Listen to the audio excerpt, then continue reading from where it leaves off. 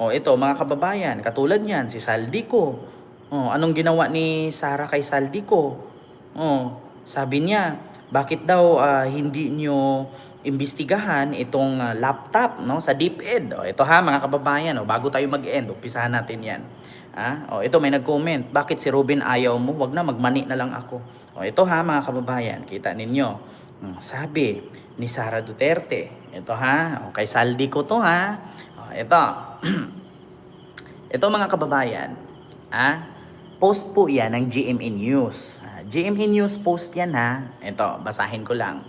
Ito mga kababayan, Vice President Sara Duterte involved Saldico in the laptop scandal of Department of Education. So ang sabi ni Sara, kung seryoso talaga ang ombudsman, bakit hindi nila imbestigahan ang issue ng laptop sa DepEd? Nakasali naman si Saldico. Sabi ni Sara yan. Ngayon mga kababayan, bakit si Sara hindi gumagalaw no? Napansin nyo? Ma'am Lynn Sudo, Miguel Love, shoutout. Napansin nyo ba mga kababayan? Si Sara hindi siya gumagalaw. Bakit? Alam nyo yung nakikita niya, yung nakikita na niya, yung katiwalian ng isang politiko, hinahayaan niya. 'Di ba? Hinahayaan niya lang na may katiwalian. Tapos pag dumating ang panahon na maiipit siya kasi meron din siyang issue, tsaka niya ikakanta na may ganyan. Kita ninyo mga kababayan, sobrang tamad. Siya lang yung bukod tanging politisyan na walang ginagawa, umaasa lang sa mga staff niya.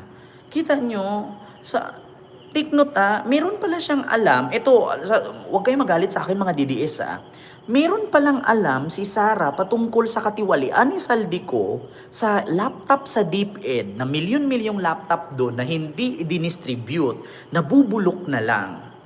Meron pala siyang alam nito, katagal-tagal na ng issue ng laptop na to eh. Kita nyo? Katagal-tagal na issue ng laptop sa DepEd na napakadami, hindi dinistribute.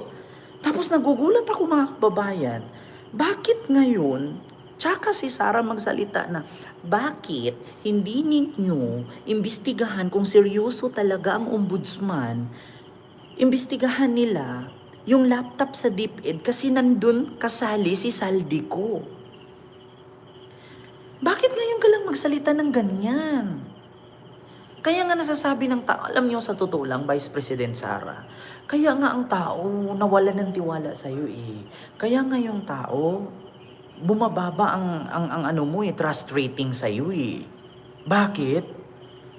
Matagal mo na palang alam, bakit ngayon mo lang yan sinasabi? So ibig sabihin, wala kang ang pakialam sa taong bayan.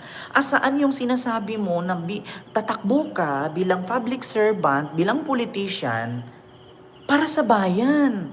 Kaya nga nasasabihan ko kayo na baka pag 2028 naging presidente ka, ang gagawin mo ay maghihiganti ka lang sa nangyari sa tatay mo. 'Di ba?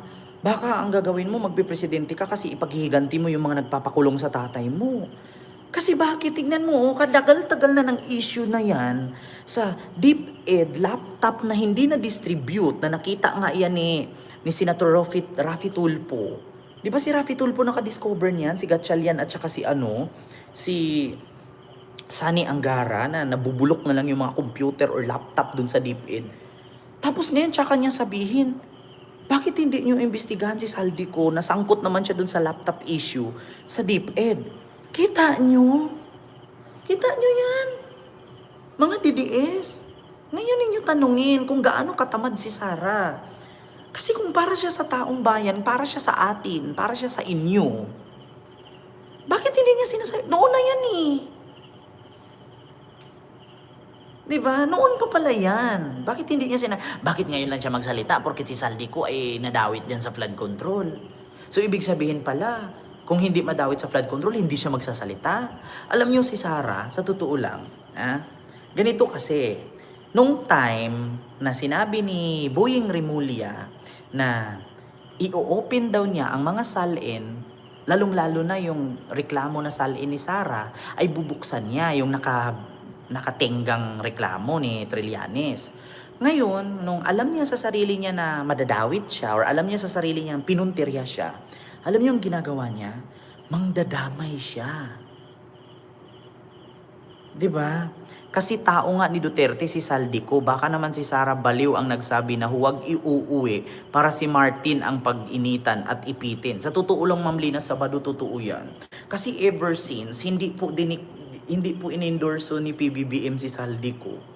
Pero si Digong may picture ako na inendorso ni Digong, nag-usap pa nga si Digong si Saldico, nagtatawanan pa nga sila.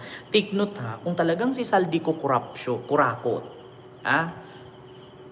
Presidente pa lang si Digong, marami ng eroplano si Saldico. Kita, ito ha mga kababayan, ito chismis to pero totoo. Napansin nyo ba, bakit sinabi nila na si Saldico kurakot or kurap sa panahon ni PBBM? Hindi nyo ba iniisip na si Saldico, presidente pa lang si Digong, ang dami ng helicopter niyan. May mga private jet na yan. Di ba kita nyo? Hindi pa nga presidente si Duterte, mayaman na yan eh. So ibig sabihin, hindi pa panahon ni PBBM, corrupt na talaga siya.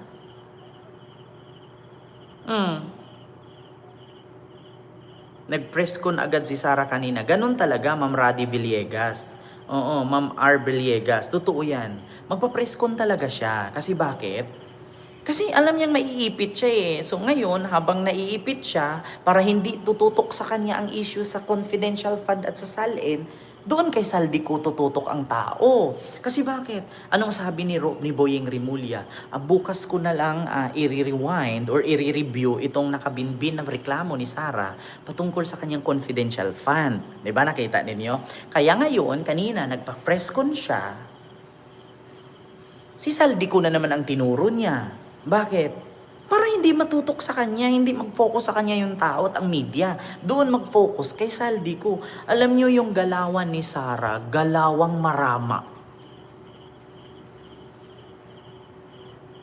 'Di ba? Sorry for the word but there's no logic about Rastaman. John Wibson C. Ibig sabihin po si Rastaman kasi isa siyang normal na tao. Si Rastaman kayang kumain ng tira-tira, nalalapitan ng tao, nakakasama ng tao, ng normal na tao. Samantalang si Sara kasi, hindi mo malalapitan yan kasi may bodyguards. Yun po ibig sabihin kay Rastaman. Oo, di ba?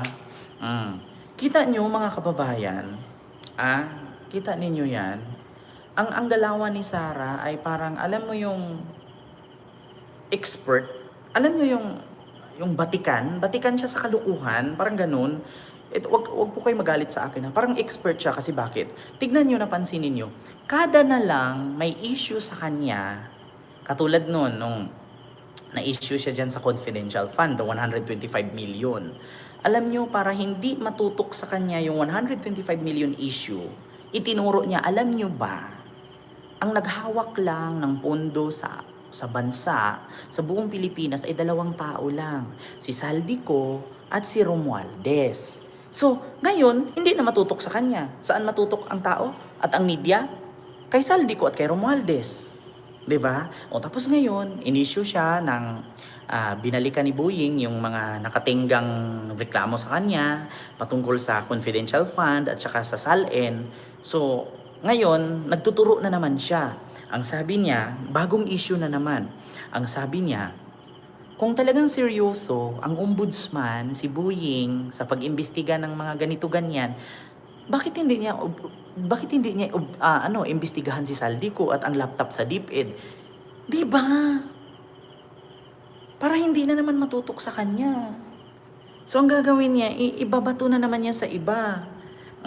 Tapos ngayon, pagka nabisto na naman niya sa DepEd na laptop kay Saldico, tapos babalikan na naman siya ni Boying, ano na naman ang i-issue niya? Puro siya turo. Instead na ituro mo, dapat umaksyon ka. Kasi di ba halal ka ng bayan, Vice President ka, may kapangyarihan ka eh. Bakit hindi mo paimbestigahan? May power ka naman bilang Vice President. Bakit hindi ka pumunta ng Ombudsman, Korte Suprema, i-file mo yan. Si Trillanes nga, na kayang mag-file laban sa inyo, na senador lang. Ikaw pa na Vice President ka. Matanong ko lang mga kababayan, si Sara po is powerful. Pangalawa sa pinaka-powerful sa Pilipinas. Pangatlo lang ang senador. So kung si Trillanes may kakayahan mag-file ng kaso laban sa kanya at sa mga Duterte na senador lang naman, so bakit hindi kaya ni Sarang mag-file ng kaso laban kay Saldico na alam naman pala niya na may katiwalian si Saldico at sangkot siya sa laptop issue sa DepEd. Di ba may power si Sara? Di ba? O di ba may power si Sara? Di ba? Di ba vice president siya? Tanong ko lang. Oo, tanong ko lang. May alam pala siya eh. Oh, dapat hindi siya magturo. Gumalaw siya. Trabahuin niya. At saka DepEd secretary siya noon. So, power niya talaga yun. Secretary siya eh. DepEd secretary siya, so power niya yun. Kung nakita pala niya nakasangkot si Saldico doon at di ba ang sabi niya 2 tao lang ang may hawak ng pondo, si Saldico at si Martin. Doon pabornan niya na ipakulong niya si Saldico. Oo, pabornan niya. Di ba kaaway niya si Saldico at si Martin at that time?